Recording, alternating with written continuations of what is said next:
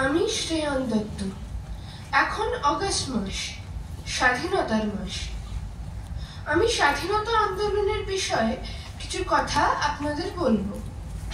1910 সাল নাগাদ ব্রিটেনের গোয়েন্দা সংস্থা স্কটল্যান্ড ইয়ার্ডের একটি খুব গুরুত্বপূর্ণ রিপোর্ট প্রকাশিত হয়।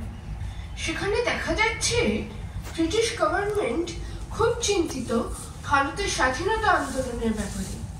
তারা লক্ষ্য করেছে ভারতের মধ্যে এই বাংলা স্বাধীনতা সংগ্রাম তাদের সবচেয়ে বেশি আঘাত করছে।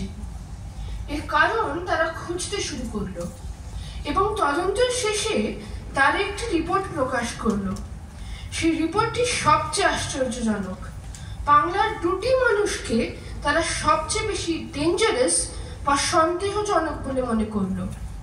তাদের মধ্যে একজনের নাম হলো গদাধর চট্টোপাধ্যায় ওরফে রামকৃষ্ণ পরমহংস ও অন্যজনের নাম হলেন স্বামী বিবেকানন্দ।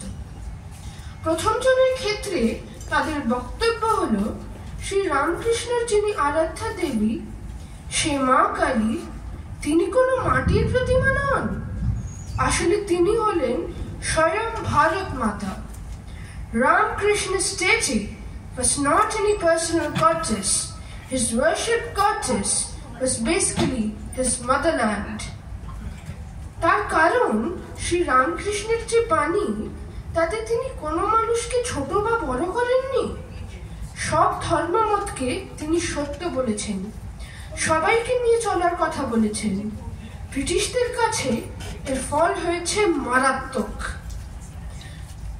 কারণ যে জাতিকে তারা তাদের ডিভাইড এন্ড রুল পলিসির সাহায্যে দাসে পরিণত করে রেখেছে এবং যে জাতি তাদের আত্মবিশ্বাসকে হারিয়ে ব্রিটিশ রুলকে মেনে নিয়েছে, শ্রী রামকৃষ্ণের বাণী সে পতিত জাতিকে আবার মাথা উঁচু করে দাঁড়াতে শেখাচ্ছে।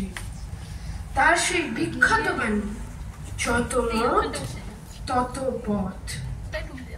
এটা ছিল ব্রিটিশদের কাছে একটি আশঙ্কার বিষয়। ব্রিটিশ গভর্নমেন্টের মধ্যে এই বিষয়ে বেশ সরগোল পড়ে যায়। রিপোর্টটি আসেই কলকাতার ডেপুটি পুলিশ কমিশনার চার্লস টেগার্টের হাতে। তিনি এক মুহূর্ত সময় নষ্ট না করে সেই গদাধর চট্টোপাধ্যায়ের নামে ওয়ারেন্ট বের করে পুলিশ ফোর্স নিয়ে উপস্থিত হলেন দক্ষিণেশ্বরে। কিন্তু টেগার্টের জানা ছিল না প্রায় 3 দশক আগেই তার সেই আসামি ভারতীয় বিপ্লবের মাস্টার মাইন্ড তার শরীর ত্যাগ করেছিলেন। তৃতীয় জন হলেন স্বামী বিবেকানন্দ। এনার সম্পর্কে ব্রিটিশদের সিটিজেন কমিটির রিপোর্ট হলো এনার প্রভাব ওনার জীবিতকাল থেকে মৃত্যুর পর আরো বেশি। Vivekanand after death has become more dangerous than when he was alive. কারণ ব্রিটিশ যুগে যত বিপ্লবী ধরা পড়তেন তাদের প্রায় প্রত্যেকের কাছেই পাওয়া যেত স্বামীজির বাণী ও রচনা। স্বামীজি ছিলেন তাদের প্রেরণা। আমরা এখন অনেকেই জানি যে ব্রিটিশ পিরিয়ডে স্বামীজির নামে অনেকবার অ্যারেস্ট ওয়ারেন্ট জারি হয়েছিল। ব্রিটিশ তাকে হন্যে হয়ে খুঁজেছে, ভয় পেয়েছে, চিরকাল এখনো পায়। তার শ্রী শ্রী মা বলেছেন, নরেন যদি আজ বেঁচে থাকতো, ইংরেজ তাকে জেলে পুরত। তাছাড়া আমরা সবাই জানি দেশনায়ক সুভাষচন্দ্র ছিলেন স্বামীজির মানসপুত্র। নেতাজি নিজে স্বামীজিকে গুরুরূপে বরণ করেছেন। একটি ঘটনা স্মরণ করি।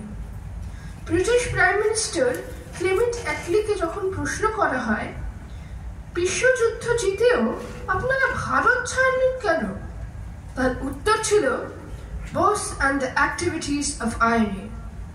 সে এক অন্য ইতিহাস। ভারতের স্বাধীনতা সংগ্রামে ঠাকুর, মা ও স্বামীজির কতটা প্রভাব ছিল তা ওপরের ঘটনাগুলো প্রমাণ করে। সব শেষে ঠাকুর, মা ও স্বামীজিকে প্রণাম জানিয়ে আমি আমার কথা শেষ করি। বন্দে মাতরম। জয় ঠাকুর, জয় মা, জয় স্বামীজি। ধন্যবাদ।